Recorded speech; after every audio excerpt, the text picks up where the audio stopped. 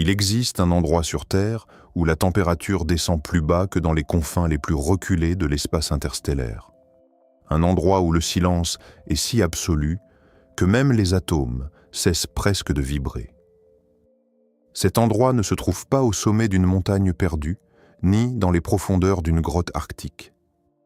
Il se trouve dans un bâtiment sans charme particulier, au bout d'une rue industrielle de la côte californienne, à l'intérieur d'un appareil qui ressemble davantage à un lustre d'avant-garde qu'à une machine informatique. Et c'est dans cet appareil, au cours d'un matin d'automne ordinaire, qu'un groupe d'ingénieurs a ouvert une porte que personne ne s'est encore refermée.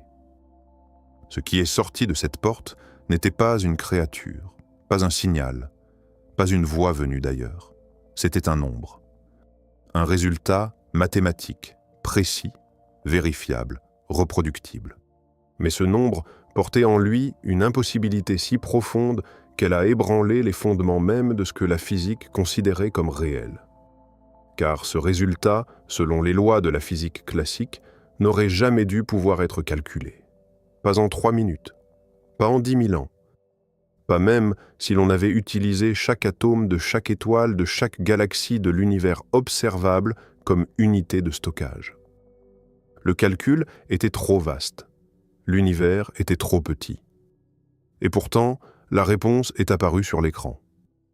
Cette nuit, nous allons suivre le fil de cette impossibilité jusqu'à ses conséquences les plus vertigineuses.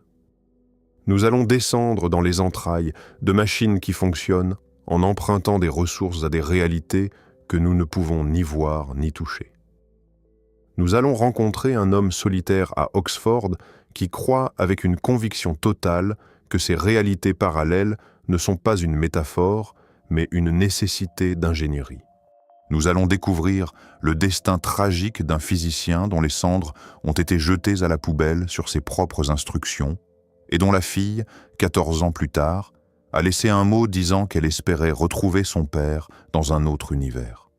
Nous allons apprendre que la photosynthèse dans une feuille, la boussole magnétique dans l'œil d'un rouge-gorge migrateur, et peut-être même la conscience qui se forme en ce moment derrière vos yeux, fonctionnent selon les mêmes principes physiques que ces machines impossibles.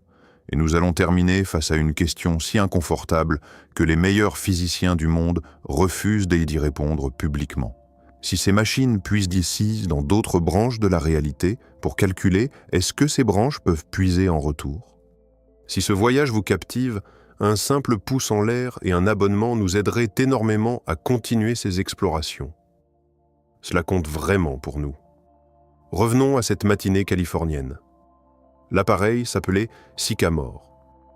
Sur sa puce, pas plus grande qu'un timbre-poste, 53 minuscules boucles de fils supraconducteurs attendaient dans un froid presque absolu.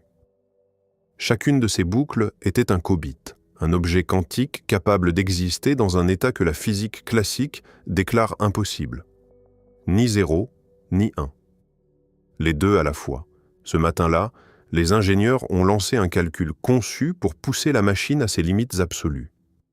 Le problème consistait à simuler le comportement statistique d'une série d'opérations quantiques aléatoires et à produire la distribution de probabilité des résultats.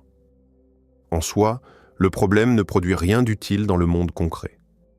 Pas de médicaments, pas de clés de chiffrement, pas de modèle financier. Ce qu'il mesure, c'est la vitesse pure. La capacité brute d'une machine quantique face à une machine classique. Et cette vitesse, ce matin-là, a dépassé tout ce que quiconque avait osé prédire. 200 secondes, 3 minutes et 20 secondes. Le temps de boire un café, de vérifier ses messages, de regarder par la fenêtre le ciel pâle de Santa Barbara. Et pendant ces 3 minutes, la puce a réalisé un calcul que le superordinateur le plus puissant du monde aurait mis 10 000 ans à accomplir. 10 000 ans. Plus longtemps que toute l'histoire écrite de la civilisation humaine. Plus longtemps que la construction des pyramides, la chute de Rome, la découverte des Amériques, les 2 guerres mondiales, l'invention d'Internet et tout ce qui est arrivé depuis, combinés ensemble et multipliés par 2. L'annonce a provoqué une onde de choc dans la communauté scientifique. Des contestations ont immédiatement fusé. Des ingénieurs d'une entreprise rivale ont argué qu'avec des optimisations classiques suffisantes, un superordinateur pourrait réduire le temps nécessaire à environ 2 jours et demi. Même en acceptant cette estimation bien plus basse, la machine quantique avait accompli la tâche environ 1000 fois plus vite que le meilleur ordinateur classique existant. Mais le véritable vertige ne résidait pas dans ce facteur 1000. Il résidait dans ce qui allait se passer ensuite. Car l'écart entre classique et quantique n'allait pas rester stable. Il allait croître exponentiellement avec chaque qubit ajouté à la puce. Pour comprendre pourquoi, il faut descendre au niveau de ce qu'un qubit fait réellement. Un bit classique contient une seule valeur, 0 ou 1. Jamais les deux. 2 bits classiques représentent 4 combinaisons possibles, mais l'ordinateur n'en visite qu'une seule à la fois. 3 bits, 8 combinaisons, toujours une seule active. Avec chaque nouveau bit, l'espace des possibilités double, mais la machine ne peut explorer qu'un seul chemin par calcul. Un qubit en superposition, lui, contient 0 et 1 simultanément. 2 qubits en superposition contiennent les 4 combinaisons à la fois. 3 qubits, les 8 à la fois. La croissance est exponentielle. La puissance de traitement double avec chaque qubit supplémentaire. 53 qubits, le nombre sur la puce de Sycamore, peuvent représenter simultanément environ 9 quadrillions d'états possibles. 9 suivi de 15 zéros. 100 qubits pourraient représenter plus d'états qu'il n'y a de grains de sable sur toutes les plages de la planète. 200 qubits, plus d'états qu'il n'y a d'atomes dans tous les corps humains vivants. Et à 300 qubits, un ordinateur quantique pourrait représenter plus d'états simultanés qu'il n'y a d'atomes dans l'ensemble de l'univers observable.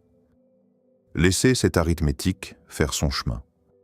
À 300 qubits, il n'y a pas assez de matière dans tout le cosmos visible pour contenir le calcul.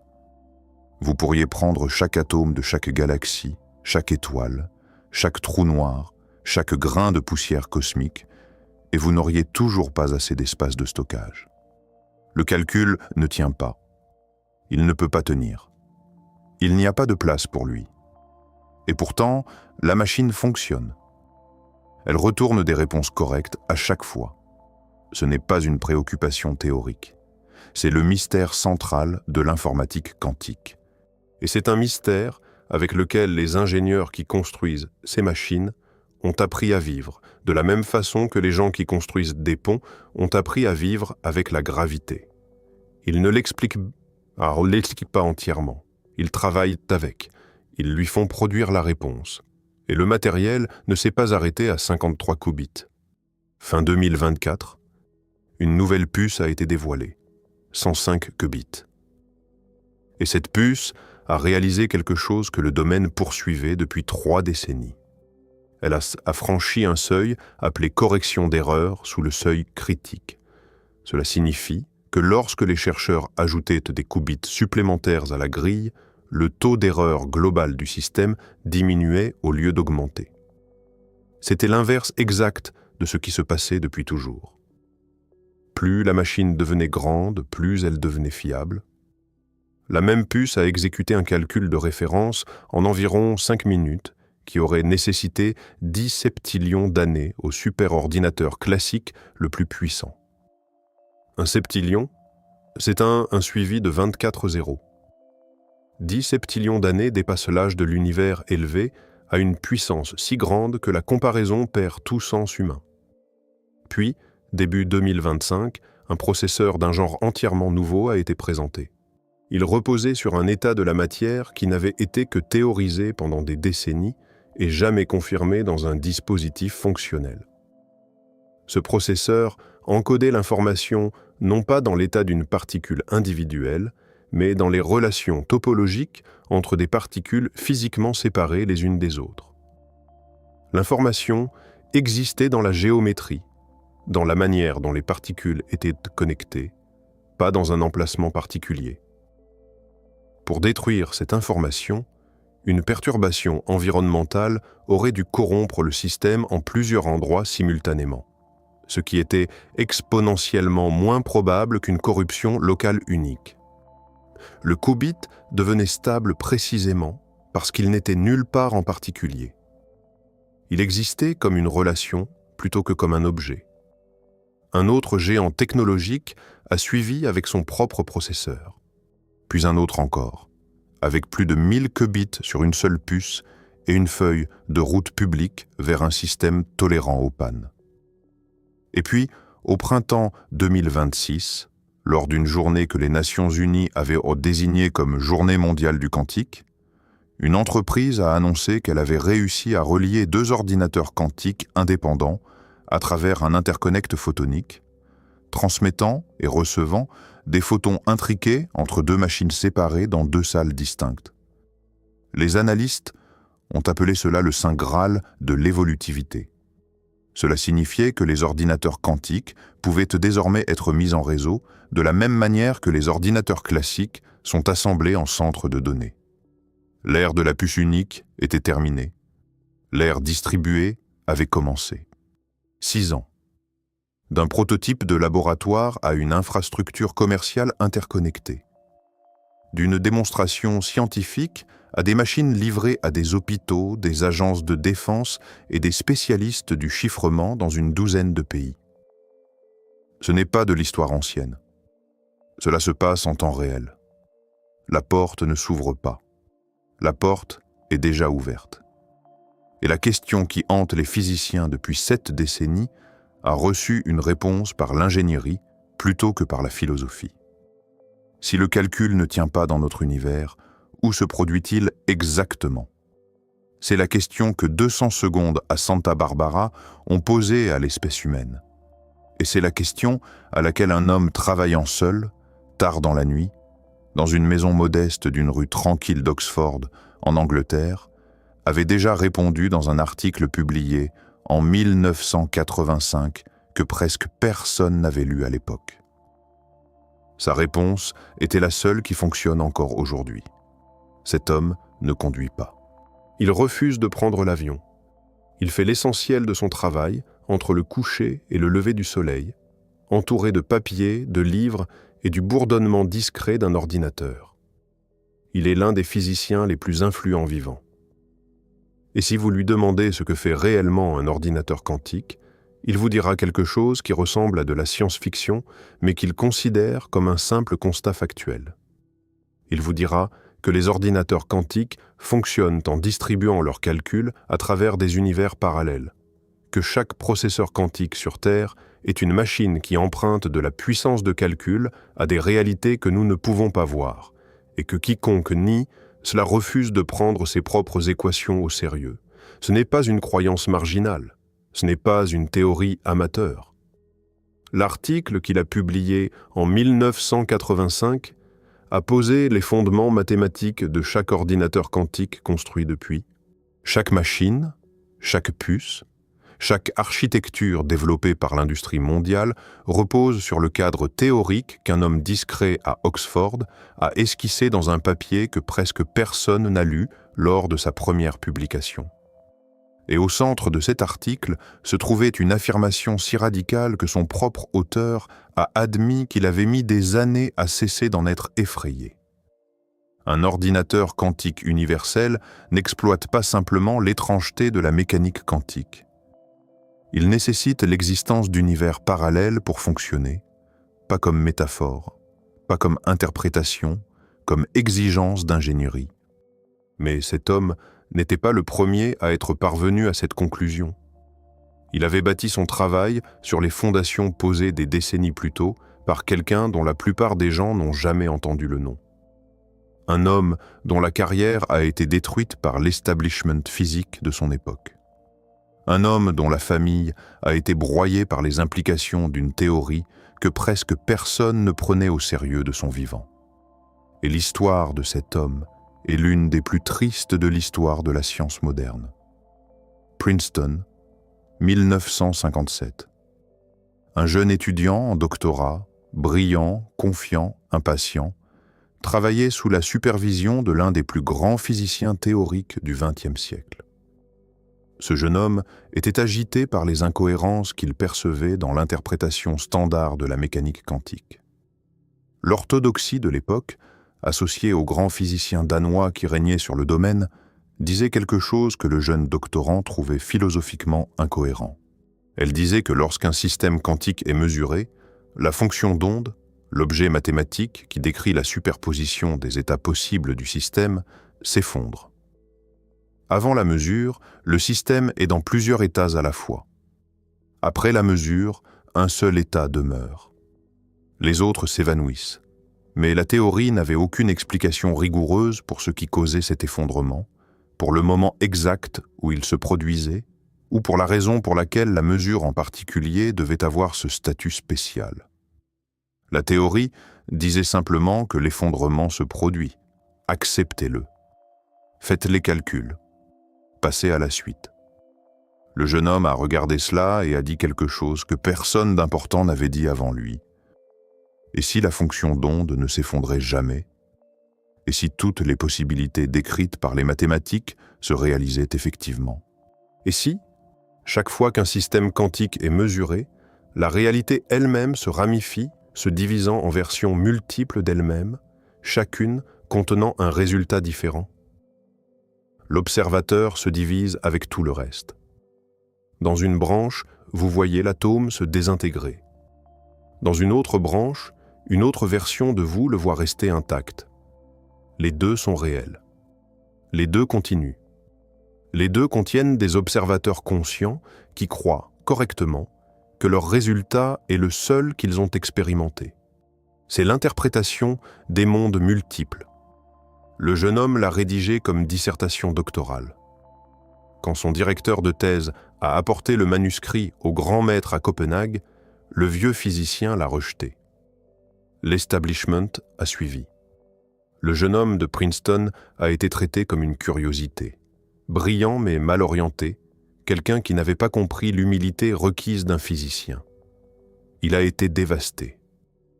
Il a soumis une version fortement éditée de sa thèse pour obtenir son diplôme, l'a reçu, puis a quitté la physique académique pour toujours.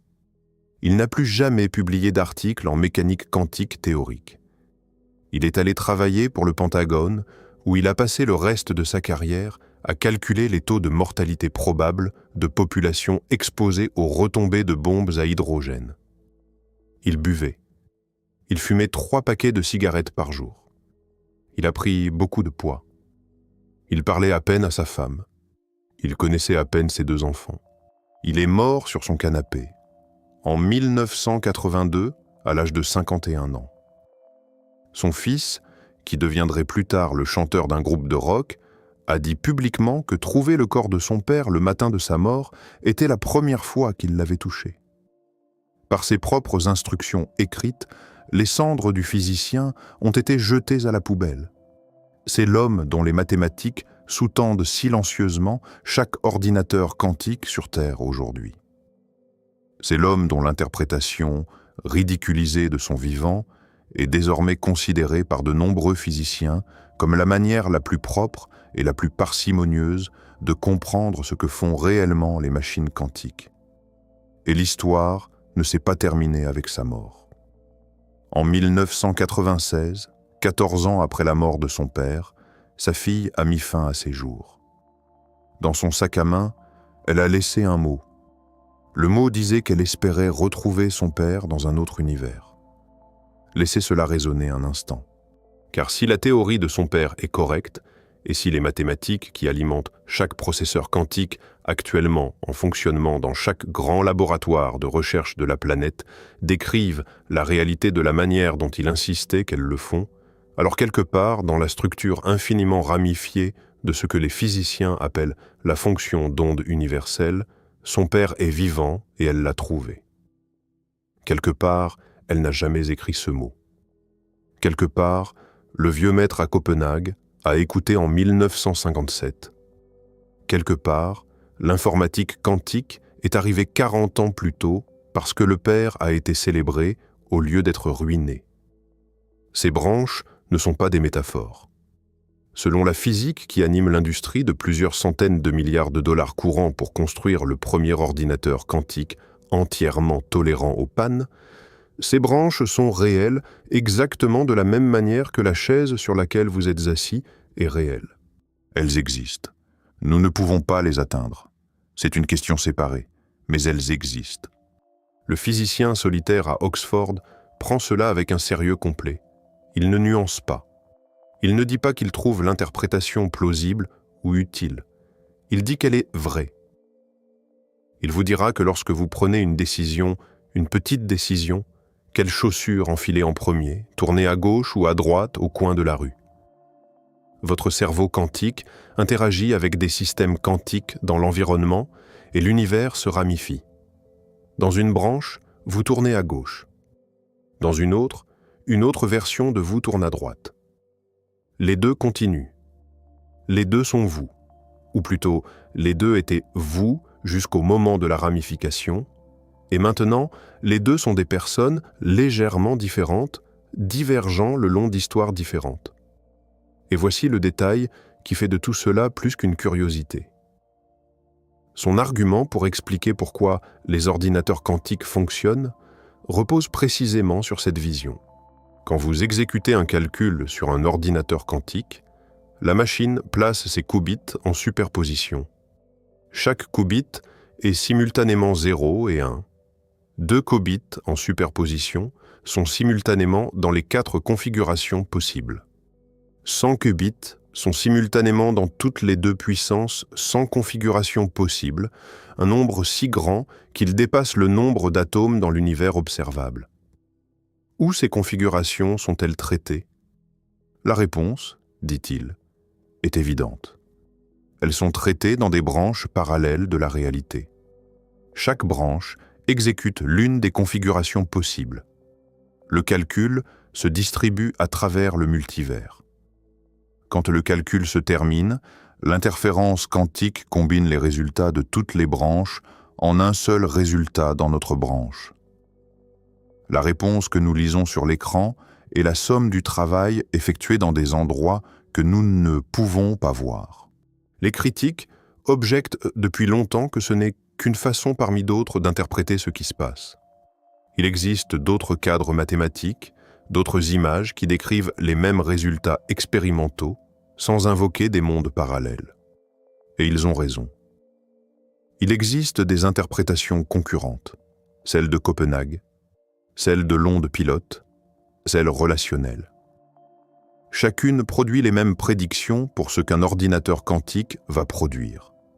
Ce qui explique pourquoi les machines fonctionnent indépendamment de l'interprétation que l'on préfère. Mais l'argument avancé depuis Oxford, avec un soutien croissant d'autres physiciens, est que l'image des mondes multiples est la seule qui ne nécessite pas de machinerie supplémentaire inexpliquée. Dans chaque autre interprétation, il faut ajouter quelque chose, un mécanisme d'effondrement, une variable cachée, un rôle spécial pour l'observateur, pour faire correspondre la théorie aux expériences. Les mondes multiples seuls prennent les mathématiques exactement telles qu'elles sont, interprètent chaque terme de l'équation comme réel et arrivent à l'existence de branches parallèles comme conséquence directe. Alors voici où vous vous trouvez en ce moment en train de lire ces mots.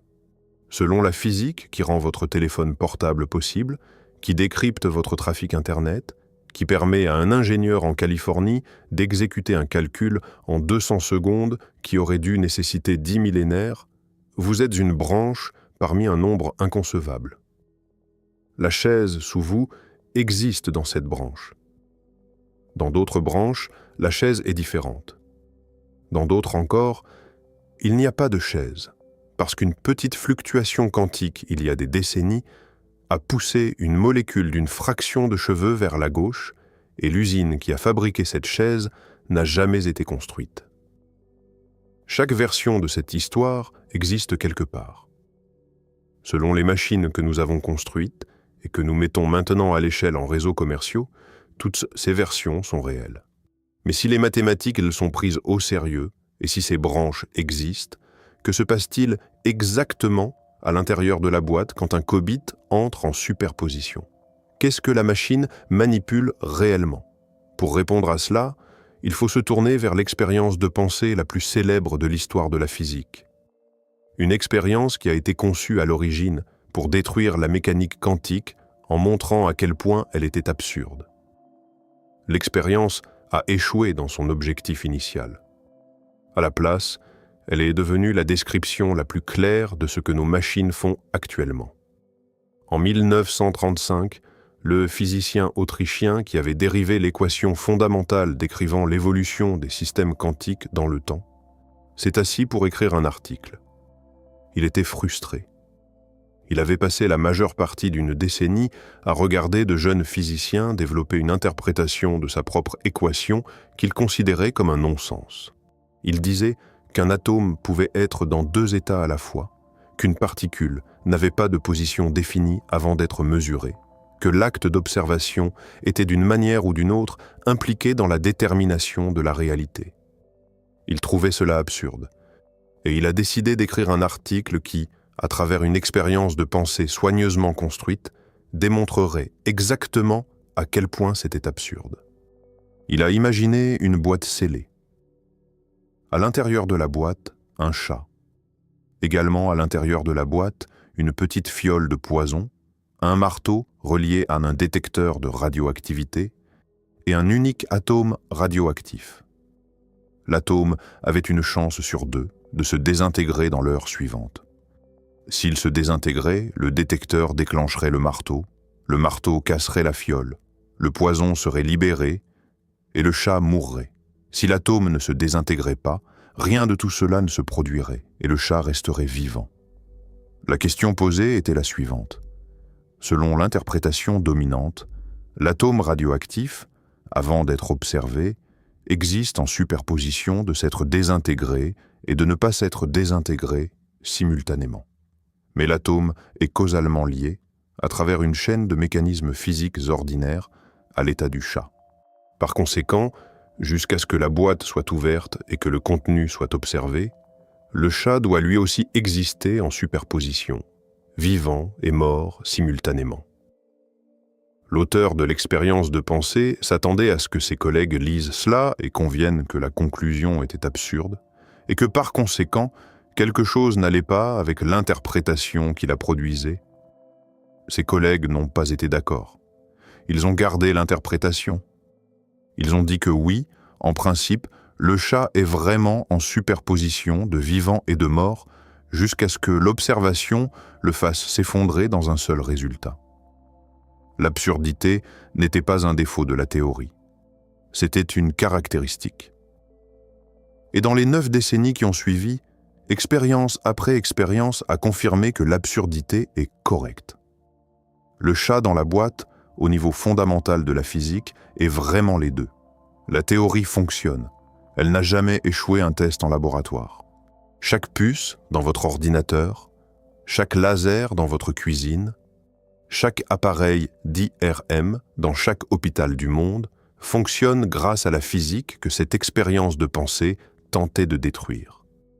Et la plaisanterie, qui était censée être une réduction par l'absurde, est devenue au contraire la description standard dans les manuels de ce que la superposition quantique signifie réellement. Voici ce que la plupart des gens ne comprennent pas à ce sujet. L'expérience du chat dans la boîte n'est pas une métaphore. Le physicien ne disait pas que le chat semble seulement être à la fois vivant et mort, ou que notre connaissance du chat est indéterminée jusqu'à ce que nous vérifions.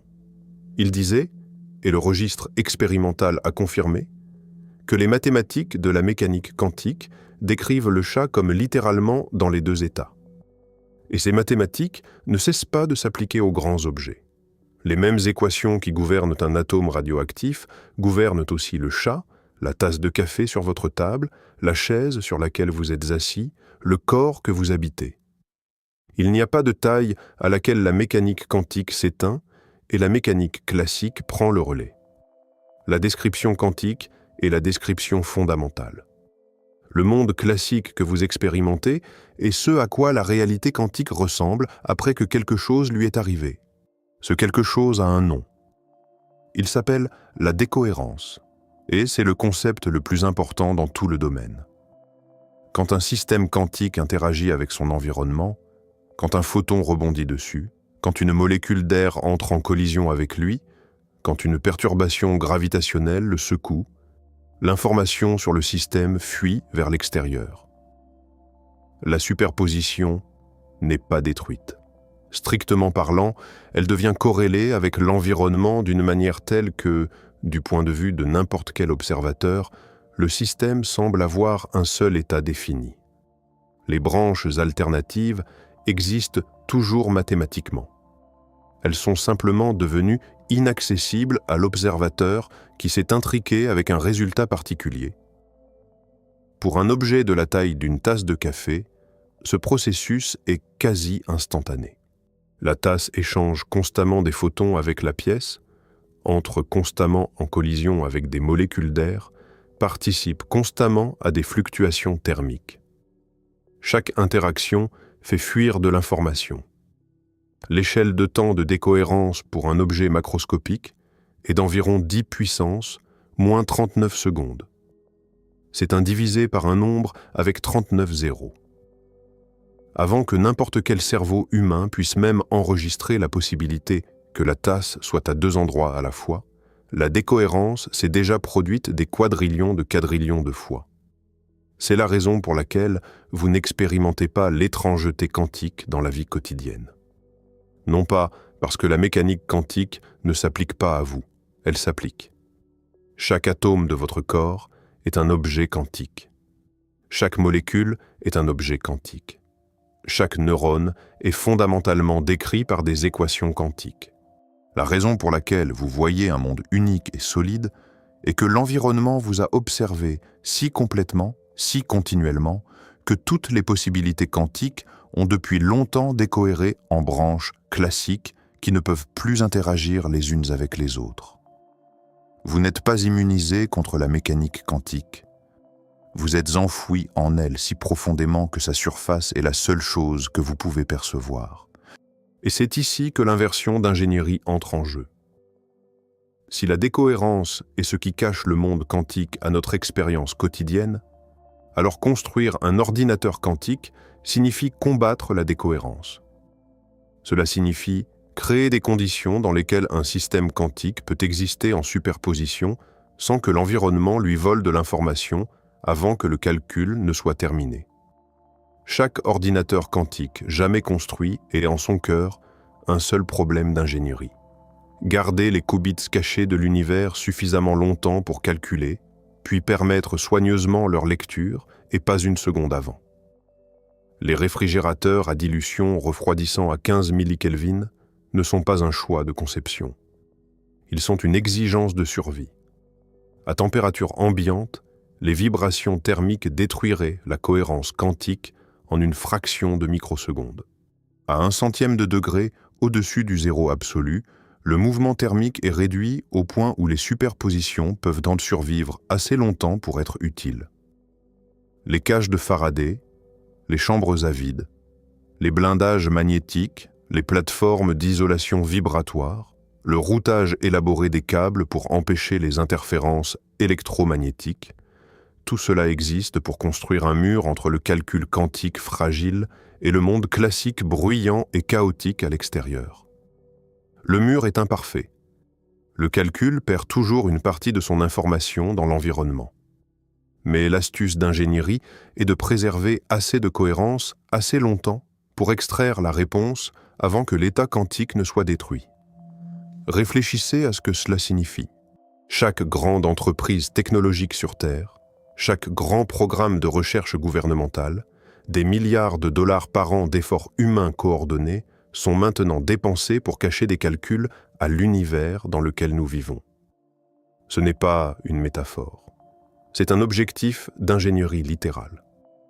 L'univers, c'est-à-dire le reste de la matière et de l'énergie dans l'environnement entourant la puce, est l'ennemi. L'environnement essaie constamment de mesurer le qubit, de voler l'information de l'état quantique, de forcer le chat dans la boîte à s'effondrer dans vivant ou mort avant que le calcul ne soit terminé. Les réfrigérateurs et les blindages et les chambres à vide existent pour garder l'univers à l'extérieur. Nous construisons des forteresses autour de calculs. des poches de cohérence dans un monde incohérent, des bulles de possibilités quantiques dans une mer classique. Mais il ne suffit pas de construire un mur contre la décohérence.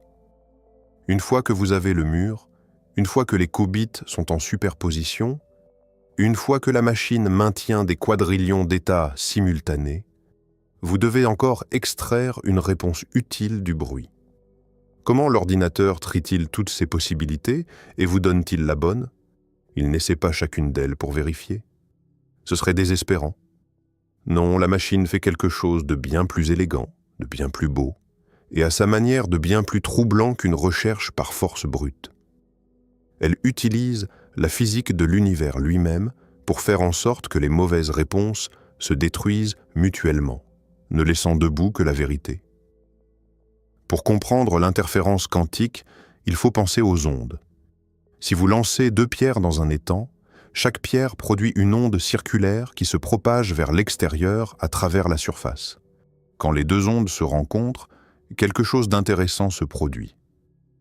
Là où le sommet d'une onde rencontre le sommet d'une autre, les sommets se combinent en un sommet plus grand.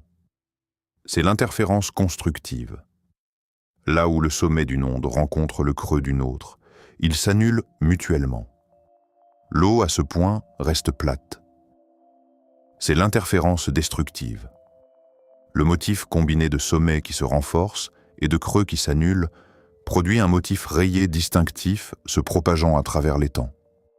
En mécanique quantique, chaque chemin possible qu'un système pourrait prendre a ce qu'on appelle une amplitude de probabilité. Ces amplitudes sont des objets mathématiques qui se comportent comme des ondes. Quand un système quantique évolue dans le temps, il explore effectivement tous les chemins possibles simultanément, et les amplitudes de ces chemins se combinent par interférence. Les chemins qui se renforcent mutuellement produisent des résultats très susceptibles d'être observés.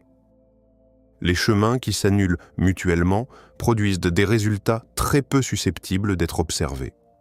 Et voici le génie de la conception d'algorithmes quantiques. Un ordinateur quantique peut être programmé, c'est-à-dire que les portes appliquées au qubit peuvent être arrangées, de telle sorte que les mauvaises réponses à un problème donné interfèrent destructivement et s'annulent, tandis que les bonnes réponses interfèrent constructivement et se renforcent. L'ordinateur ne vérifie pas chaque possibilité. Il ne cherche pas. Il arrange la physique de sorte que quand le calcul se termine, les seuls résultats avec une amplitude de probabilité significative sont les résultats corrects. Les mauvaises réponses ne perdent pas simplement. Elles sont éliminées de l'existence avant même que la mesure ne soit effectuée. Ce qui reste sur l'écran à la fin est ce qui a survécu à l'interférence. Ce qui a survécu est la vérité. C'est une inversion profonde de ce que la plupart des gens pensent que l'informatique est. Dans un ordinateur classique, vous effectuez un calcul, puis vérifiez si la réponse est correcte. Dans un ordinateur quantique, vous arrangez les conditions de sorte que les réponses incorrectes ne puissent pas exister comme états finaux. Le calcul est un processus de sculpture. Vous commencez avec un énorme nuage de possibilités et, à travers l'orchestration minutieuse de l'interférence des amplitudes, vous taillez tout ce qui n'est pas la réponse. 2 algorithmes, conçus une décennie après les premières intuitions théoriques, ont montré exactement à quel point cela pouvait être puissant. Le premier, publié en 1994, était un algorithme pour factoriser de grands nombres en utilisant l'interférence quantique. La factorisation est le problème de prendre un grand nombre et de trouver les 2 nombres premiers qui se multiplient pour le produire. Pour les petits nombres, c'est facile. Pour les très grands nombres, cela devient fantastiquement difficile. En fait, la difficulté de factoriser de grands nombres est la base entière du système de chiffrement qui protège presque chaque transaction financière sur Internet. Les ordinateurs classiques ont besoin d'exponentiellement plus de temps à mesure que les nombres grandissent. L'algorithme quantique a montré qu'un ordinateur quantique suffisamment puissant pourrait factoriser de grands nombres en un temps qui ne croît que polynomialement. La conséquence pratique et qu'un ordinateur quantique fonctionnel de la bonne taille pourrait en principe briser le chiffrement qui sécurise chaque compte bancaire, chaque dossier médical, chaque transmission gouvernementale classifiée sur la planète. Un second algorithme, publié 2 ans plus tard, effectuait la recherche non triée. Le problème de trouver un élément spécifique dans une base de données non structurée. Un ordinateur classique, cherchant dans une liste d'1 million d'éléments, a besoin en moyenne de 500 000 vérifications. L'algorithme quantique n'en a besoin que d'environ 1000. L'accélération est moins spectaculaire que pour la factorisation, mais elle s'applique à une classe de problèmes vastement plus large. Presque chaque tâche computationnelle impliquant la recherche à travers des possibilités pourrait en principe être accélérée par un ordinateur quantique. Les 2 algorithmes fonctionnent par interférence destructive. Les 2 ont été publiés avant que le matériel n'existe pour les exécuter sur plus qu'une poignée de qubits. Les plans sont restés sur l'étagère pendant 30 ans, attendant que les machines les rattrapent. Et les machines ont rattrapé très vite. L'algorithme de factorisation a un seuil spécifique. Il nécessite un certain nombre de qubits logiques de haute qualité pour briser le chiffrement qui protège actuellement le monde civilisé. Pendant des décennies, ce seuil était estimé à des dizaines de millions de qubits physiques à des décennies de distance. En 2025, 3 articles de recherche séparés publiés en succession rapide ont réduit l'estimation d'un ordre de grandeur. Le calendrier ne s'est pas déplacé lentement, il s'est effondré. Ce qui signifie que la course n'est plus théorique. Chaque mois, chaque trimestre, chaque annonce de jalon rapproche le monde d'une date que les cryptographes appellent le jour Q. Le jour où un ordinateur quantique suffisamment capable se met en ligne et commence à exécuter l'algorithme de factorisation contre des données chiffrées stockées. Mais avant d'arriver à cette date terrible et à ce qu'elle signifie, il faut comprendre une pièce supplémentaire de physique.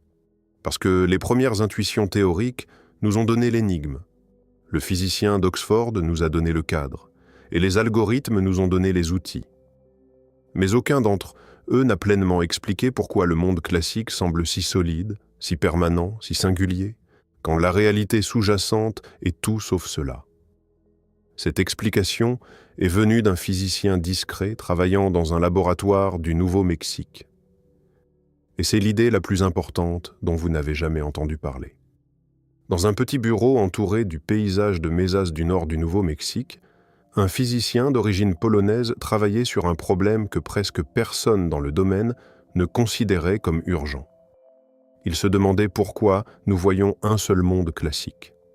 La plupart de ses collègues considéraient que cette question soit déjà résolue, soit pas digne d'être posée. L'interprétation dominante disait que la mesure effondre la fonction d'onde, point final. Ne posez pas d'autres questions, utilisez les équations, construisez les lasers et les transistors, encaissez votre salaire. Mais ce physicien et quelques autres dispersés à travers le monde sentaient que la réponse standard était profondément insatisfaisante. Elle faisait appel à un processus mystérieux appelé mesure que la théorie elle-même ne définissait pas. Elle accordait aux observateurs un rôle spécial sans expliquer ce qu'un observateur était réellement. Elle fonctionnait comme une recette de calcul, mais ce n'était pas de la physique. Ce qu'il a développé sur une période d'environ 3 décennies était une théorie mathématique rigoureuse qui ne nécessitait aucun observateur. Sa théorie disait quelque chose qui, une fois compris, réarrangeait les meubles du monde. L'effondrement de la fonction d'onde, argumentait-il, n'est pas un processus physique fondamental. C'est une apparence effective, une conséquence de l'interaction inévitable entre les systèmes quantiques et les environnements dans lesquels ils sont intégrés. Un système quantique, laissé complètement seul, sans interaction avec aucune autre matière ou énergie, resterait en superposition indéfiniment. Mais aucun système dans l'univers réel n'est jamais complètement seul. Chaque objet est continuellement bombardé par des photons, des molécules d'air, des vibrations thermiques, des fluctuations gravitationnelles et le rayonnement cosmique de fond. Chacune de ces interactions transporte de l'information sur le système quantique vers l'extérieur dans l'environnement. Et une fois que cette information a fui, la superposition devient effectivement irrécupérable. Les branches de la réalité se séparent, elles ne disparaissent pas, elles deviennent inaccessibles. Imaginez un étang parfaitement calme. Lancez-y un caillou. Les ondulations se propagent vers l'extérieur. Si l'étang était infiniment calme et uniforme, et si les ondulations ne touchaient jamais aucune rive, l'information sur le caillou resterait cohérente pour toujours. Vous pourriez inverser le mouvement, rembobiner les ondulations et récupérer l'état original de l'étang. Mais dans tout étang réel, les ondulations rencontrent des rochers. Elles sont perturbées par le vent. Elles sont brouillées par le sédiment, elles s'évaporent. Elles interagissent avec 1000 caractéristiques microscopiques de l'environnement. Chacune de ces interactions propage l'information sur le caillou original vers l'extérieur dans la complexité. Pour inverser les ondulations et récupérer l'état original, il faudrait simultanément inverser le mouvement de chaque rocher, chaque rafale de vent, chaque molécule évaporée.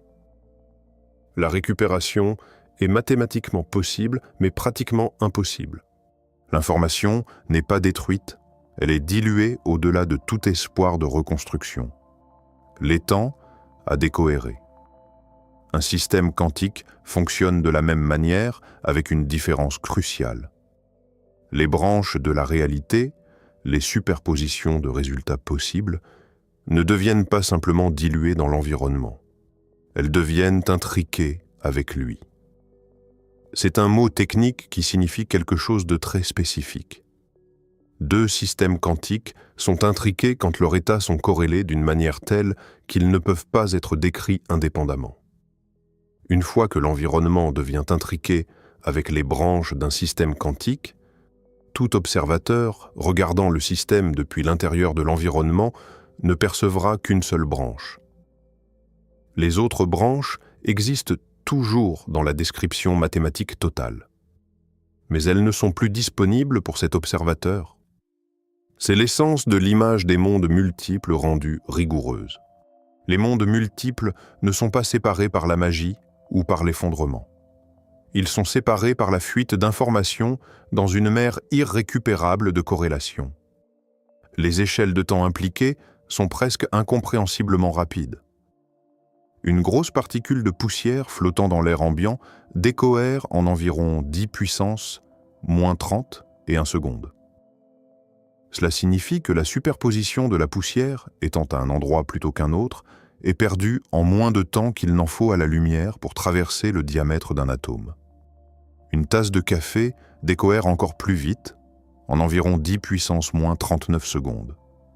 Pour tout objet que vous pouvez voir à l'œil nu, la décohérence est si rapide que le monde quantique vous est totalement caché. Vous vivez à l'intérieur d'une bulle classique que l'environnement peint continuellement autour de vous. Vous ne pouvez pas voir à travers la bulle. Vous ne pouvez pas en sortir. Vous ne pouvez pas observer les autres branches de la réalité qui sont toujours là en dessous. Non pas parce qu'elles sont imaginaires, mais parce que l'information requise pour les voir a été dispersée à travers trop de particules pour être jamais rassemblée de nouveau. Et maintenant, prenons du recul pour considérer une question plus vaste.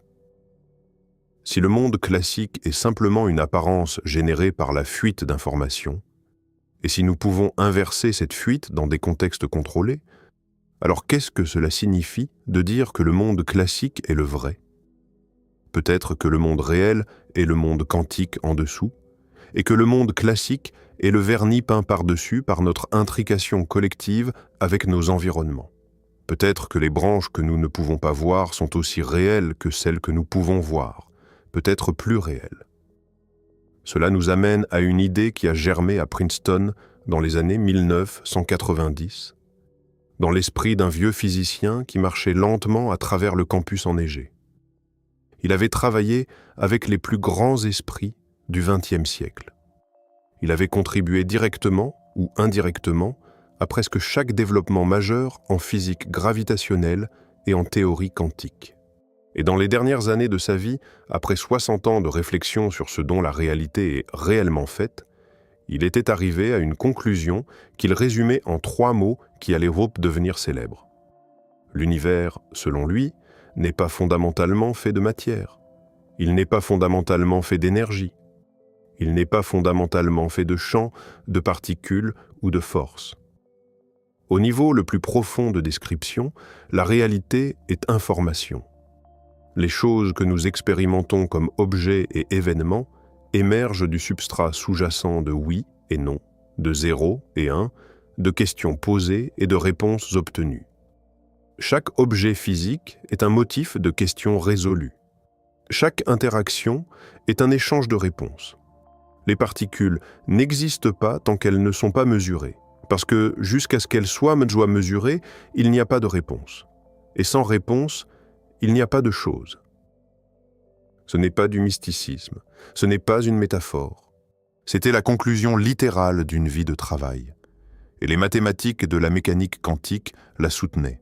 Pendant des décennies, cette idée a été traitée comme une fleur de rhétorique d'un génie vieillissant. Une belle idée, peut-être même vraie, mais pas quelque chose qu'on pouvait mesurer ou tester. Puis en 2012, dans un laboratoire en Allemagne, une équipe de physiciens a réalisé une expérience que personne n'avait pu mener auparavant. Ils ont mesuré la chaleur libérée par l'effacement d'un seul bit d'information. Pour comprendre pourquoi c'était extraordinaire, il faut comprendre ce que le bit faisait en premier lieu.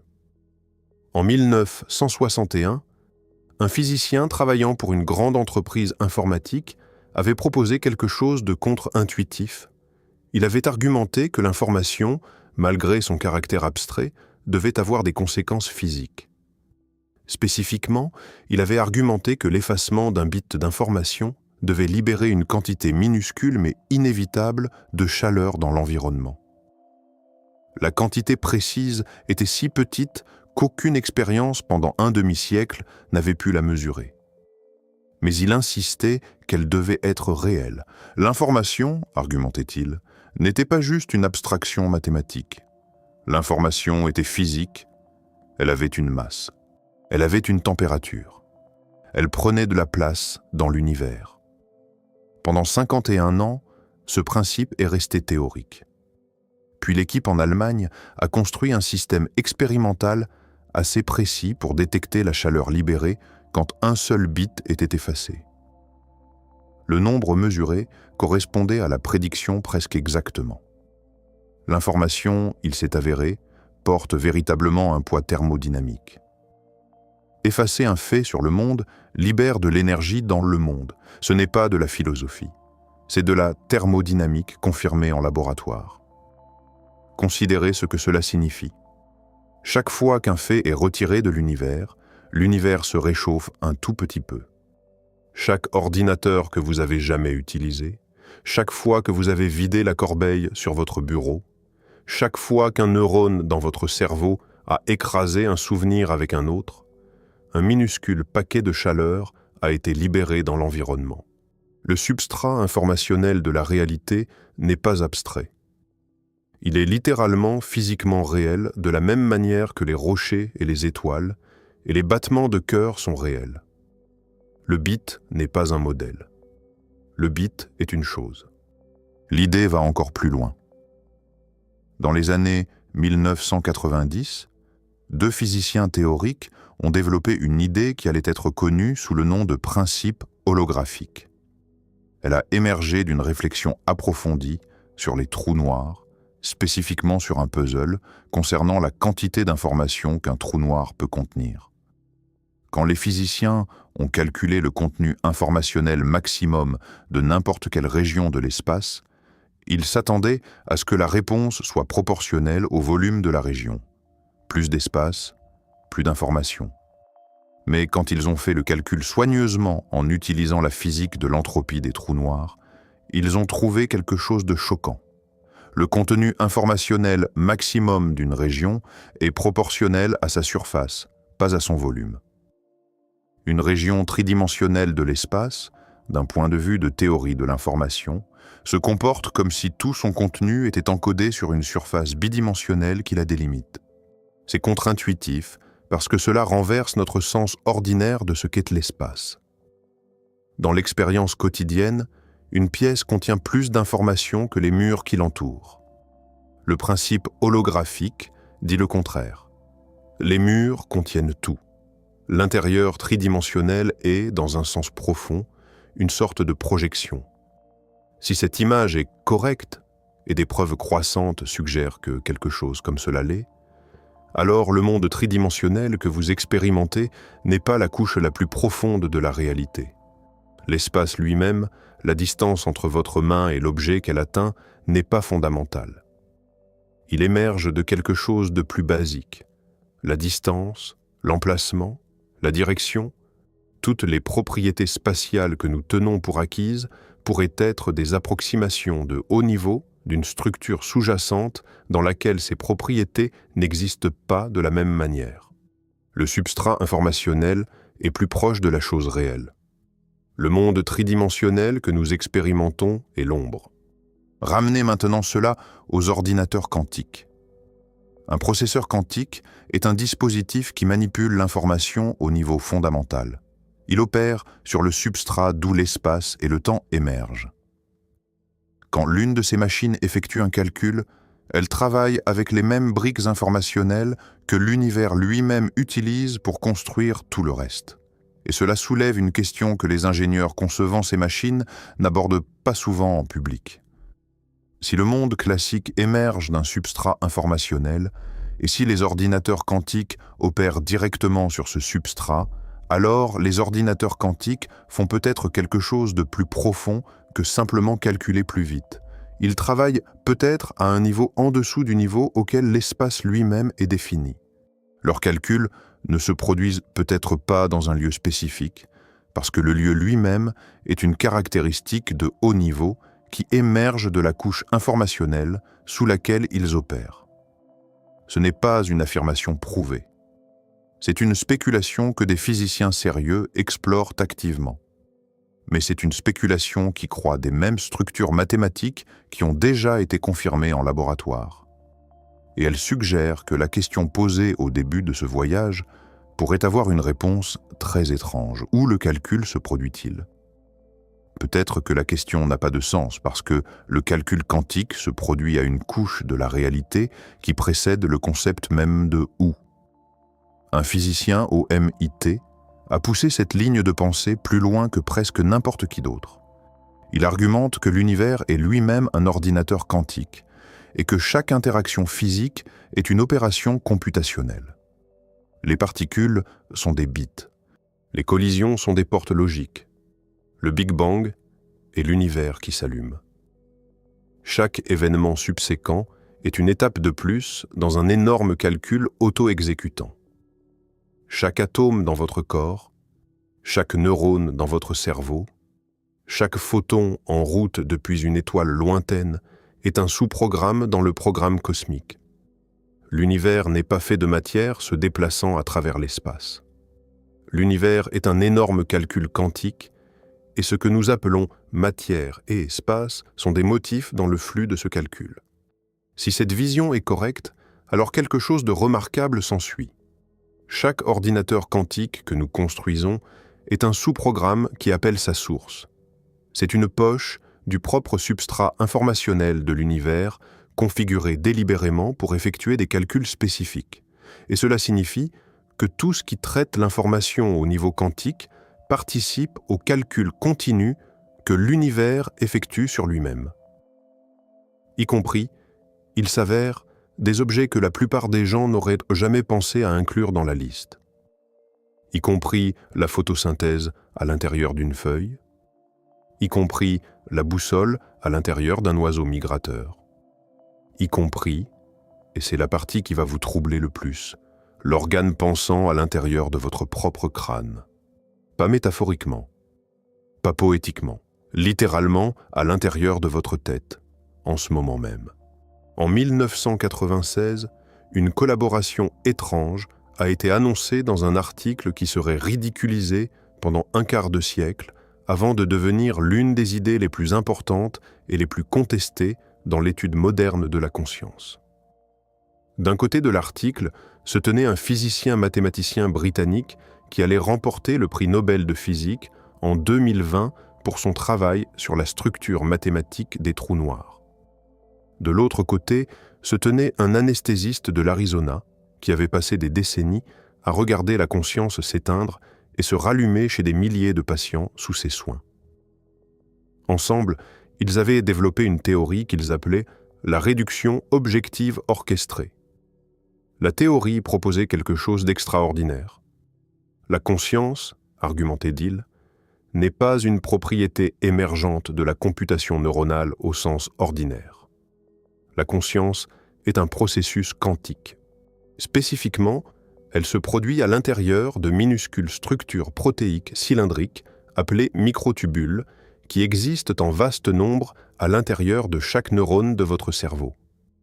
Chaque moment d'expérience subjective correspond, dans leur vision, à une superposition quantique qui s'effondre à l'intérieur de ces microtubules, environ 40 fois par seconde. Vous, votre conscience, la chose qui lit ces mots en ce moment, est le résultat continu d'un ordinateur quantique biologique fonctionnant à l'intérieur de votre crâne. Quand la théorie a été proposée pour la première fois, la réponse de la neuroscience dominante a été rapide et méprisante. L'objection la plus immédiate était que toute superposition quantique dans l'environnement chaud, humide et bruyant du cerveau décohérerait en environ 10 puissance moins 13 secondes. Beaucoup trop vite pour contribuer à l'échelle de temps d'un 40e de seconde de l'expérience consciente. Cet argument a été largement accepté. Les auteurs de la théorie ont été repoussés aux marges. La conscience, ont conclu la plupart des chercheurs, était classique.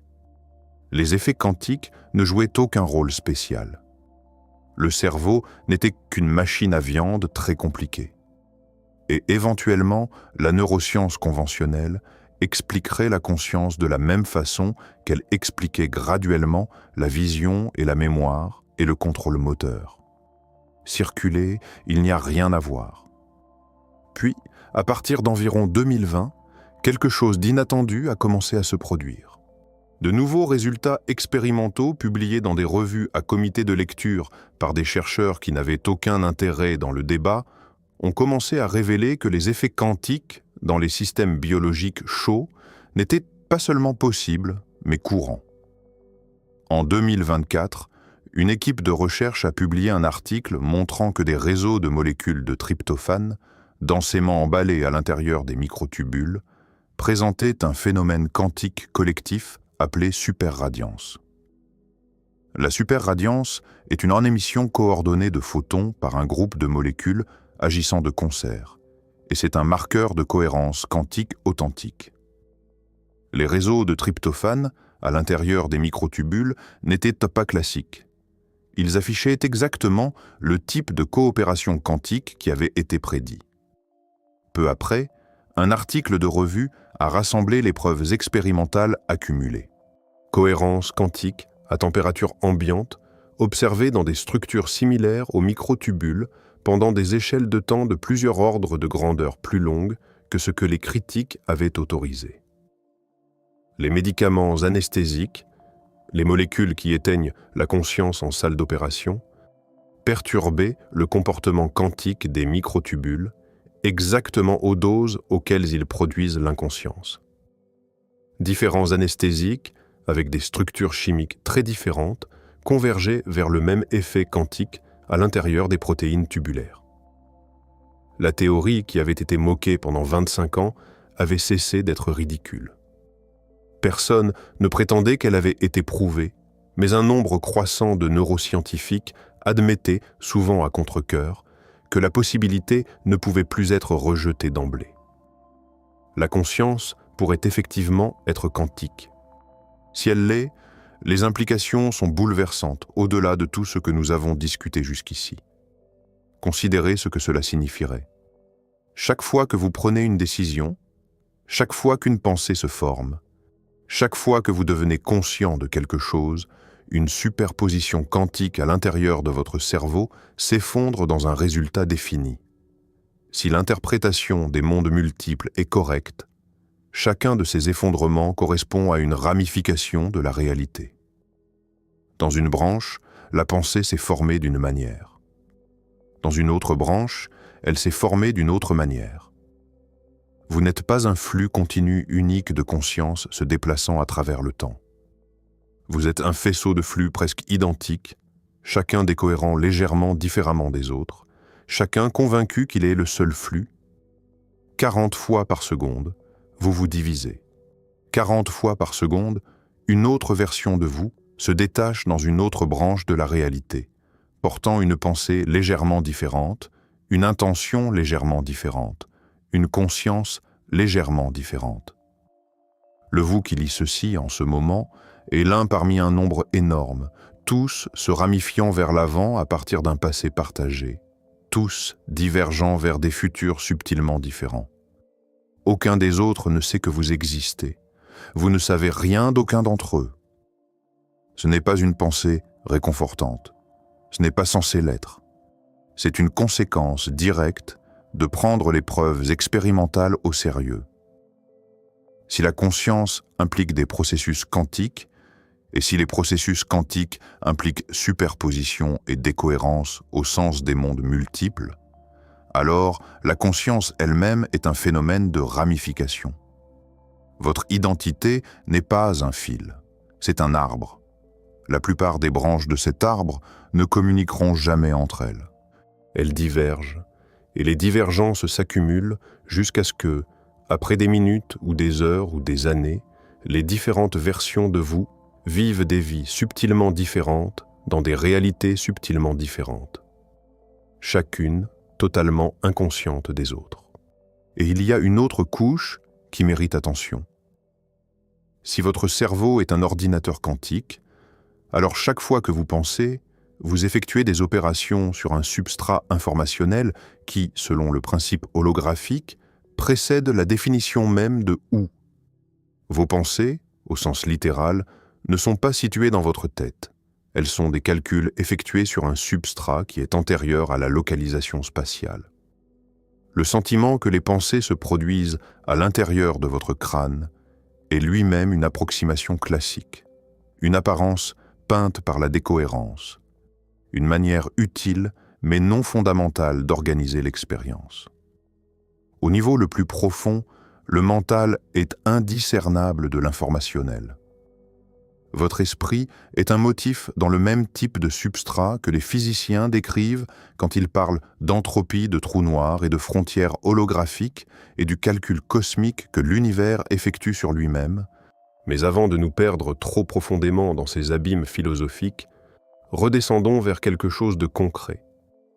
Car il s'avère que nous n'avions même pas besoin de construire des machines en Californie pour trouver des ordinateurs quantiques fonctionnels.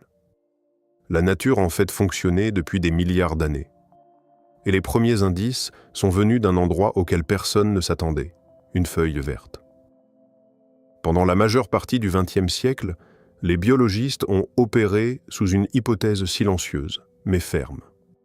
Les organismes vivants, croyaient-ils, étaient des machines classiques, très compliquées, certes, pleines de chimie, de signaux électriques, de boucles de rétroaction complexes et de comportements émergents, mais des machines classiques néanmoins. La mécanique quantique pouvait s'appliquer aux atomes individuels composant les protéines, mais les protéines elles-mêmes, les cellules qui les contenaient, les organismes qui contenaient les cellules, étaient trop chauds, trop humides, trop bruyants pour qu'une véritable cohérence quantique survive. La biologie était de la chimie à grande échelle. La chimie était classique, affaire classée. Puis, à partir des années 2000, une nouvelle génération de chercheurs a commencé à trouver des preuves que la biologie avait fonctionné sur la physique quantique depuis le tout début. Et pas seulement fonctionné dessus, mais l'avait utilisée, exploitée, avait dépendu d'elle pour des processus qui ne marcheraient tout simplement pas sans elle. La première percée est venue de la photosynthèse. Le processus par lequel les plantes vertes convertissent la lumière du soleil en énergie chimique est l'un des phénomènes les plus étudiés de toute la biologie. Pendant un siècle, les chercheurs connaissaient les étapes de base. Un photon frappe une molécule de chlorophylle. La molécule absorbe l'énergie du photon. Cette énergie est ensuite transférée à travers une chaîne de molécules pigmentaires jusqu'au centre de réaction où elle alimente la machinerie chimique qui produit le sucre. La question qui n'avait jamais été adéquatement répondue était comment l'énergie voyageait à travers la chaîne de pigments aussi efficacement. La physique classique prédisait des pertes d'énergie significatives à chaque étape. Les mesures dans les organismes photosynthétiques réels ne montraient presque aucune perte. Près de 100% des photons absorbés arrivaient au centre de réaction avec leur énergie intacte. C'était impossible sous n'importe quel modèle classique. Quelque chose d'autre se passait. En 2007, une équipe de recherche en Californie a publié un article qui répondait à la question. En utilisant la spectroscopie laser ultra rapide, l'équipe a observé que l'énergie des photons absorbés ne voyageait pas à travers la chaîne de pigments en sautant d'une molécule à la suivante de manière classique. Au lieu de cela, l'énergie se propageait comme une superposition quantique. Elle explorait tous les chemins possibles simultanément, et le chemin qui la délivrait le plus efficacement au centre de réaction était celui qui émergeait de l'interférence quantique de toutes les alternatives. Le complexe photosynthétique fonctionnait à température ambiante, à l'intérieur d'une bactérie vivante, en exécutant le même type d'algorithme quantique qui avait été publié pour les ordinateurs quantiques artificiels 11 ans plus tôt. Les plantes y étaient arrivées les premières, de plusieurs milliards d'années. Des expériences ultérieures ont confirmé et étendu la découverte. Dans divers organismes photosynthétiques, des bactéries vertes sulfureuses océaniques aux plantes terrestres en passant par les algues marines, la cohérence quantique persistait pendant des centaines de femtosecondes, assez longtemps pour jouer un rôle significatif dans le transfert d'énergie. C'était bien plus long que ce que les calculs critiques avaient autorisé pour la biologie chaude et humide, et cela démontrait que l'évolution avait trouvé des astuces d'ingénierie que les physiciens avaient considérées comme impossibles. En l'an 2000, un biophysicien a proposé que les oiseaux migrateurs, particulièrement des espèces comme le rouge-gorge européen, naviguaient en utilisant le champ magnétique terrestre grâce à un mécanisme quantique. Une protéine appelée cryptochrome, trouvée dans la rétine de ces oiseaux, absorbe la lumière bleue et entre dans un état excité qui produit ce qu'on appelle une paire de radicaux, 2 électrons sur 2 molécules différentes dont les spins sont quantiquement intriqués. Le champ magnétique terrestre, agissant sur ces spins intriqués, fait évoluer la paire à travers ces états à un rythme qui dépend de l'orientation du champ. L'oiseau, en sentant effectivement la différence dans la chimie du cryptochrome depuis différentes positions de l'œil, perçoit le champ magnétique. Ce n'est pas une métaphore. Le rouge-gorge voit le champ magnétique avec l'intrication quantique. La même physique utilisée à l'intérieur des réfrigérateurs en Californie est utilisée continuellement et robustement dans l'œil d'un petit oiseau chanteur survolant une prairie européenne.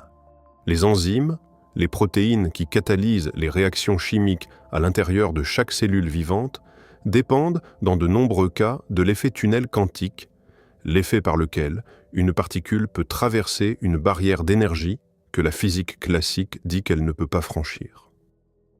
Certaines réactions enzymatiques qui se produisent au taux observé dans le corps sont physiquement impossibles sous la chimie purement classique. Ce qui se passe à la place, c'est que les protons traversent la barrière par effet tunnel, exploitant leur nature d'onde quantique pour contourner l'impossibilité classique. Et les mutations dans l'ADN, les minuscules erreurs dans la réplication génétique qui poussent l'évolution elle-même, ont été proposées comme se produisant en partie à travers le tunnel quantique de protons, à travers les liaisons hydrogènes qui maintiennent les 2 brins de la double hélice ensemble. Si cette proposition est correcte, alors l'évolution, le moteur qui a produit toute la complexité que nous voyons dans les êtres vivants, est animé à son cœur par un processus quantique. Un nouveau domaine académique a grandi autour de ces découvertes. Il s'appelle la biologie quantique. Il y a 20 ans, il n'existait pas. Aujourd'hui, il a des revues, des conférences, des programmes de 3e cycle et une cohorte croissante de jeunes chercheurs qui considèrent les effets quantiques dans les systèmes vivants non pas comme des curiosités exotiques, mais comme des mécanismes biologiques routiniers. Cela change la façon dont nous devrions penser aux ordinateurs quantiques que nous construisons. Nous imaginions autrefois que construire un ordinateur quantique était une sorte d'effort héroïque. Arracher quelque chose de non naturel à une physique réticente, forcer l'univers à faire des tours qu'il ne ferait jamais de lui-même. Nous savons maintenant que l'univers fait ses tours continuellement, partout, depuis aussi longtemps qu'il y a eu de la vie sur Terre. La feuille sur l'arbre devant votre fenêtre exécute des algorithmes quantiques en ce moment. Le rouge-gorge qui chante le matin a une boussole quantique dans son œil. Les enzymes dans votre système digestif traversent des barrières d'énergie par effet tunnel pendant que vous lisez ces mots. La biologie est déjà une technologie quantique. La différence entre nous et les plantes n'est pas que nous avons découvert la mécanique quantique. C'est que nous construisons nos dispositifs quantiques en silicium et en ions réfrigérés, plutôt qu'en protéines et en membranes. L'approche de la nature, l'approche qui vous a produit, fonctionne depuis des milliards d'années. Notre approche fonctionne depuis environ une décennie. C'est une question ouverte de savoir quelle approche s'avérera plus puissante à long terme. Et il y a quelque chose de profondément troublant enfoui dans ce constat. Si la machinerie de la vie est déjà quantique, si la machinerie de la pensée est déjà quantique, si la machinerie de l'univers lui-même est, comme plusieurs lignes de preuve le suggèrent, maintenant, une sorte de calcul effectué sur un substrat informationnel, alors les ordinateurs quantiques que nous construisons ne sont pas des objets étrangers introduits dans un monde par ailleurs classique. Ce sont des extensions délibérément ingénieriées de quelque chose qui se passait déjà. La question n'est plus de savoir si le calcul quantique est étrange ou non naturel. La question est de savoir ce qui se passe quand une espèce qui est elle-même un ordinateur quantique construit des ordinateurs quantiques externes qui sont bien plus puissants qu'elle-même. Cette question n'a pas été résolue. Elle est en train d'être résolue en temps réel par des décisions prises en ce moment dans des laboratoires de recherche, des salles de conseil d'administration et des bureaux gouvernementaux à travers le monde. Et la course pour construire la machine quantique la plus puissante, plus vite que n'importe quel concurrent, est devenue l'un des concours géopolitiques déterminants du XXIe siècle. Les annonces se sont enchaînées à un rythme vertigineux. Fin 2024, la nouvelle puce à 105 qubits a démontré la correction d'erreurs sous le seuil critique. Début 2025, le processeur topologique a été dévoilé. La même année, un hôpital pédiatrique de recherche sur le cancer a publié les résultats d'un projet qui restera dans l'histoire de l'informatique quantique comme l'une des premières preuves que la technologie peut faire quelque chose qui sauve des vies. Le projet ciblait l'une des molécules les plus notoires dans le cancer humain. Une protéine mutante présente dans environ 90% des cancers du pancréas, 45% des cancers colorectaux et 35% des cancers du poumon. Pendant des décennies, la communauté oncologique avait tenté de développer des médicaments qui inhibaient cette protéine mutante. Et pendant la majeure partie de ce temps, l'effort avait échoué spectaculairement. La protéine était largement considérée comme impossible à cibler par un médicament. Sa surface n'offrait aucune poche chimique évidente où une molécule médicamenteuse pourrait se fixer. L'équipe de recherche, utilisant un pipeline hybride combinant informatique quantique et apprentissage automatique classique, a accompli quelque chose qui n'avait jamais été fait auparavant avec une assistance quantique. Ils ont trouvé des molécules médicamenteuses candidates qui se lient à la protéine mutante avec une activité biologique réelle, confirmée expérimentalement. L'approche utilisait un type d'algorithme quantique pour aider à cribler une bibliothèque virtuelle d'environ 100 millions de composés candidats. L'étape quantique du pipeline a identifié des structures moléculaires que l'apprentissage automatique classique seul n'aurait pas priorisées. 2 composés sur 15 synthétisés ont montré une activité mesurable en tests biologiques cellulaires. En découverte de médicaments, c'est un taux de réussite remarquablement élevé pour un problème qui avait défié l'industrie pharmaceutique entière pendant des décennies. Les implications plus larges sont difficiles à surestimer. La découverte de médicaments est, à son cœur mathématique, un problème quantique. Le comportement des molécules médicamenteuses, se liant à des cibles protéiques, est gouverné par la chimie quantique, et la simulation précise de cette chimie à l'échelle requise pour cribler les composés candidats a toujours été le goulot d'étranglement.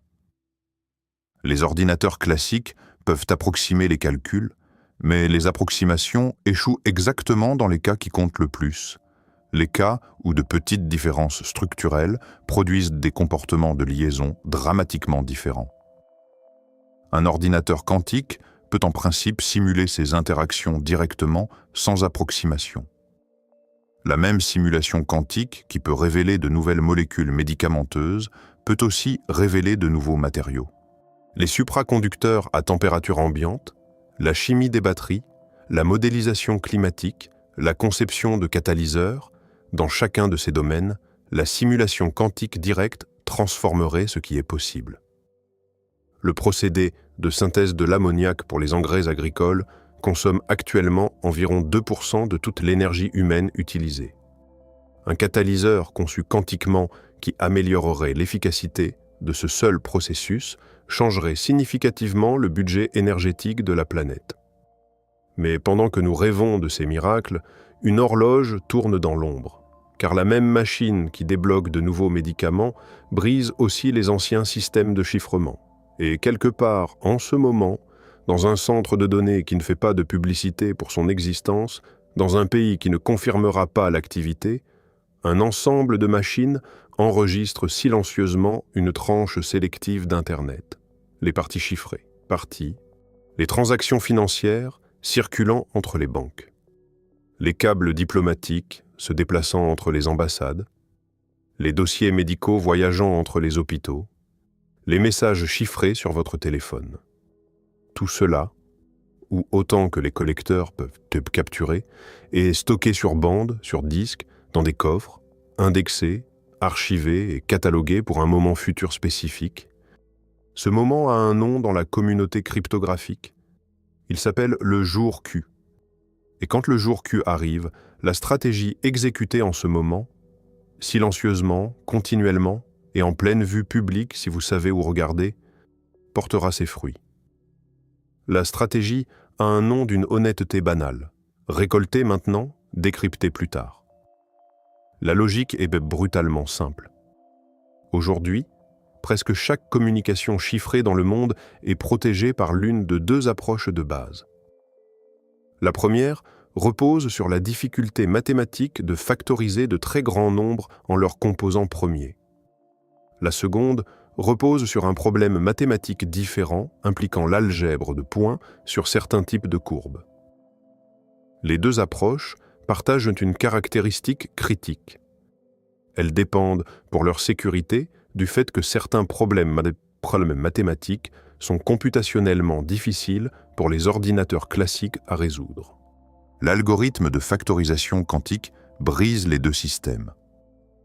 Un ordinateur quantique de taille suffisante peut factoriser les clés en minutes. Une fois qu'un tel ordinateur quantique existe, toute l'infrastructure de sécurité du monde numérique devient transparente. Pas seulement les communications d'aujourd'hui, chaque communication chiffrée qui a jamais été enregistrée, stockée, interceptée et conservée pour une analyse ultérieure.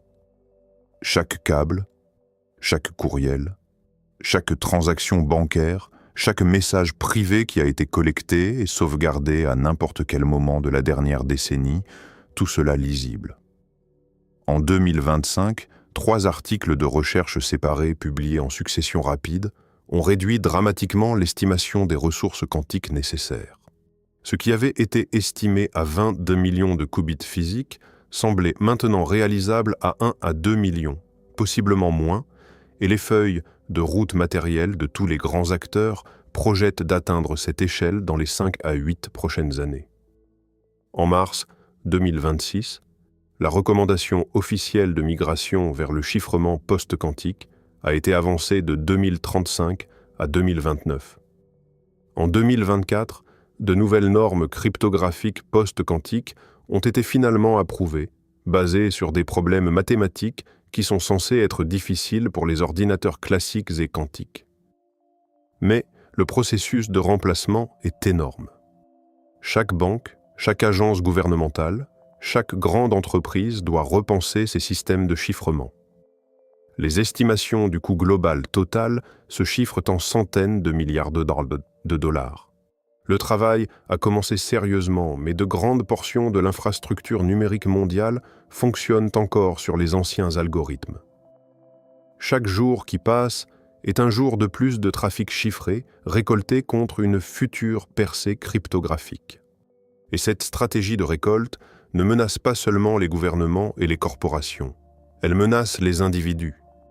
Chaque message que vous avez envoyé par un canal chiffré au cours de la dernière décennie, s'il a été intercepté, est un candidat pour un futur décryptage. Dossiers médicaux, lettres d'amour, négociations commerciales, admissions personnelles, correspondances juridiques, tout cela, si capturé, repose dans un coffre attendant le jour où les mathématiques deviennent tractables. Et maintenant, après ce voyage à travers la physique, l'ingénierie, la biologie, la cryptographie et la géopolitique, il est temps de faire face aux questions les plus profondes et les plus inconfortables que cette technologie soulève. Des questions qui touchent non pas à ce que nous pouvons faire, mais à ce que nous sommes. Ce qui peut être dit avec confiance est ceci. Les machines fonctionnent en ce moment même, à cet instant, dans des chambres réfrigérées, des pièges à vide et des réseaux photoniques dispersés à travers chaque grande université de recherche, chaque grande entreprise technologique et chaque grand laboratoire financé par l'État sur Terre. Des qubits sont placés en superposition, sont manipulés à travers des séquences de portes soigneusement orchestrées et sont mesurés pour leurs résultats. Des réponses arrivent, des calculs s'accomplissent. Chacun de ces calculs, selon la physique qui le fait fonctionner, implique la coopération de branches de la réalité que nous ne pouvons pas voir. L'architecture du multivers est utilisée comme ressource computationnelle et l'échelle de cette utilisation croît. Prenez maintenant du recul par rapport aux détails spécifiques. Tirez la caméra vers le haut et vers l'extérieur, au-dessus des laboratoires en Californie et à New York et dans le Maryland et en Allemagne et en Chine, au-dessus des réfrigérateurs et des câbles et des chambres à vide et des plateformes d'isolation vibratoire, au-delà des bâtiments de recherche et des campus et des villes qui les abritent, jusqu'à ce que vous puissiez voir le projet entier d'un seul coup. Ce que vous regardez quand vous regardez l'effort mondial d'informatique quantique comme une seule entreprise est le projet physique le plus conséquent de l'histoire humaine. Et il est poursuivi pour des raisons qui n'ont presque rien à voir avec le fait que l'humanité soit philosophiquement prête pour ce qu'elle construit. Considérez comment cela s'est produit.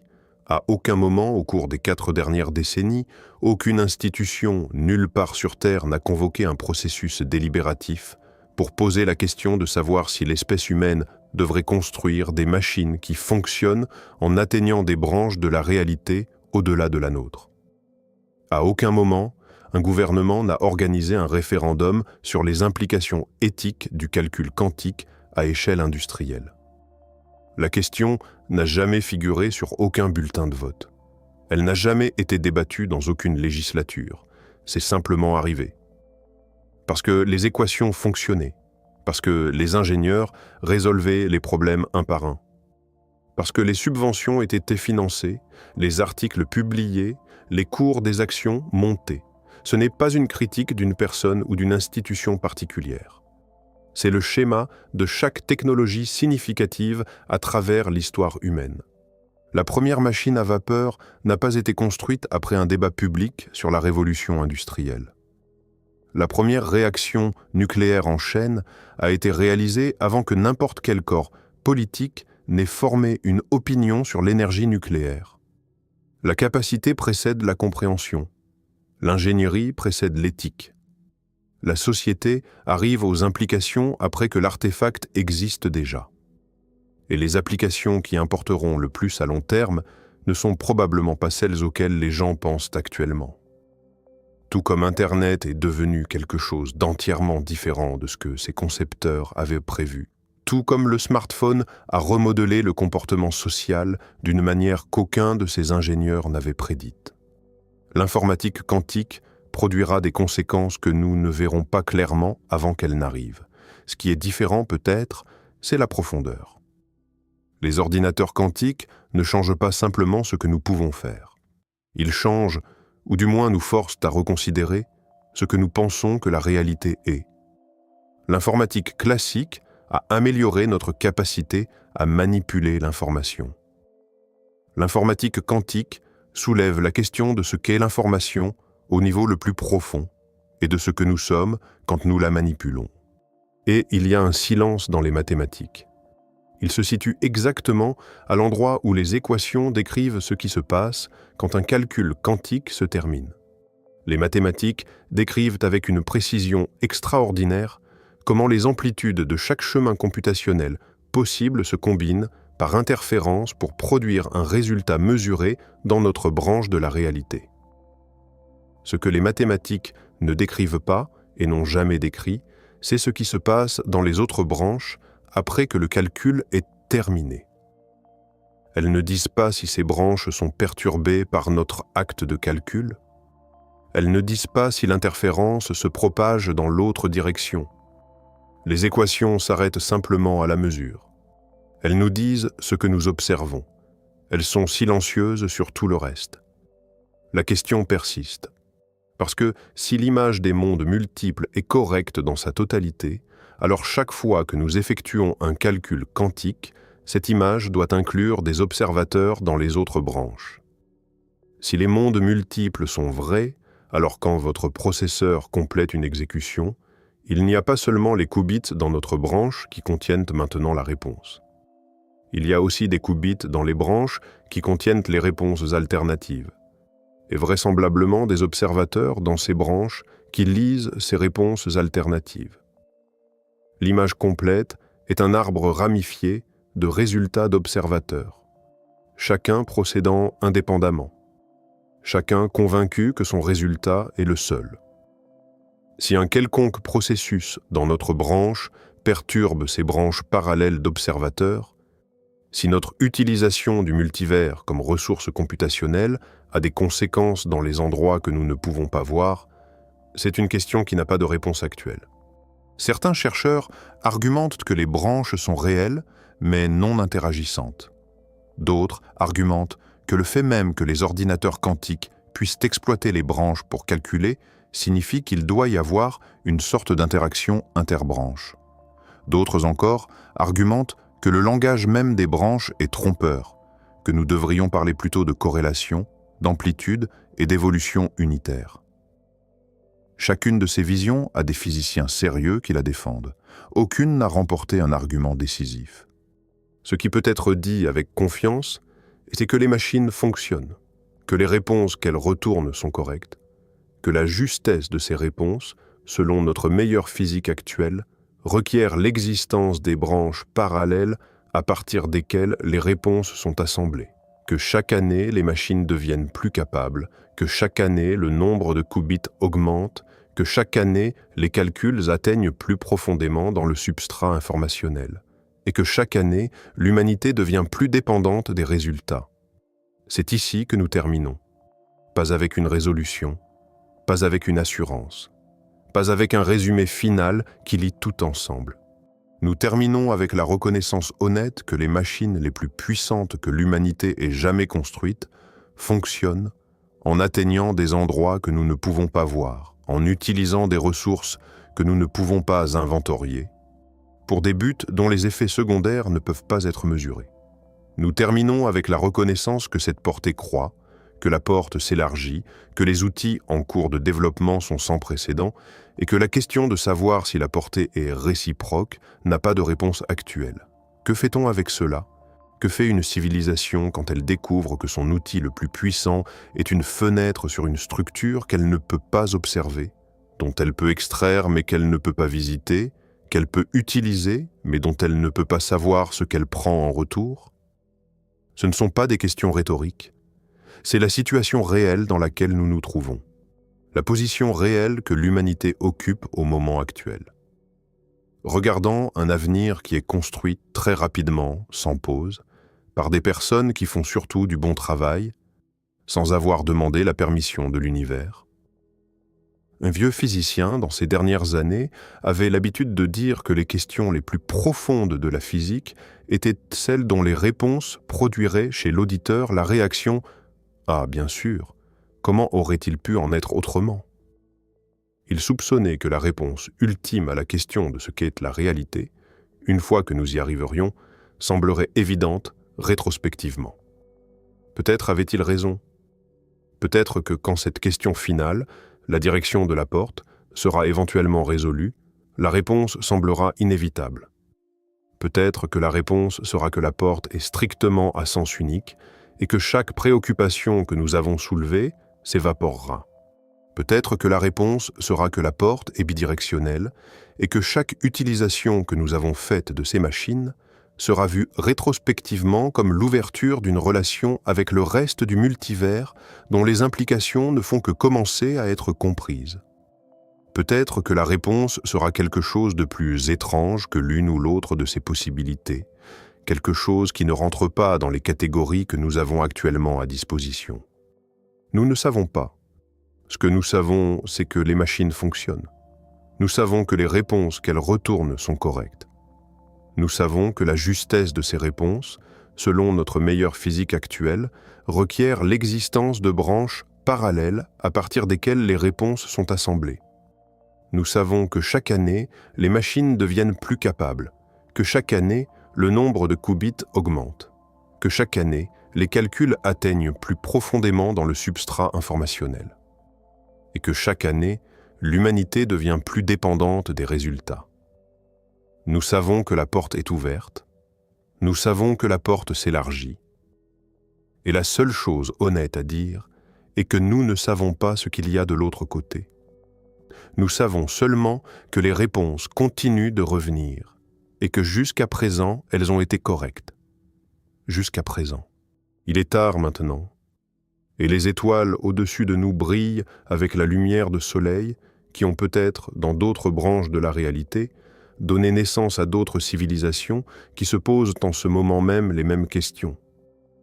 L'univers est plus vaste, plus profond et plus étrange que presque n'importe quelle histoire que nous racontons à son sujet. Et nous venons tout juste de commencer à entrevoir la mesure de cette étrangeté. Les machines ronronnent dans leurs chambres froides.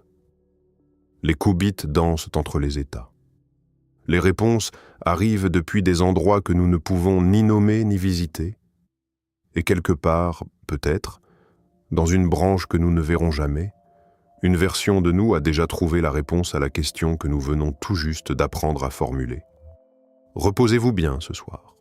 Et souvenez-vous que la prochaine fois que vous regarderez une feuille trembler dans le vent, elles effectuent un calcul quantique que nos machines les plus avancées commencent à peine à égaler. L'univers calcule depuis toujours. Nous n'avons fait que commencer à écouter.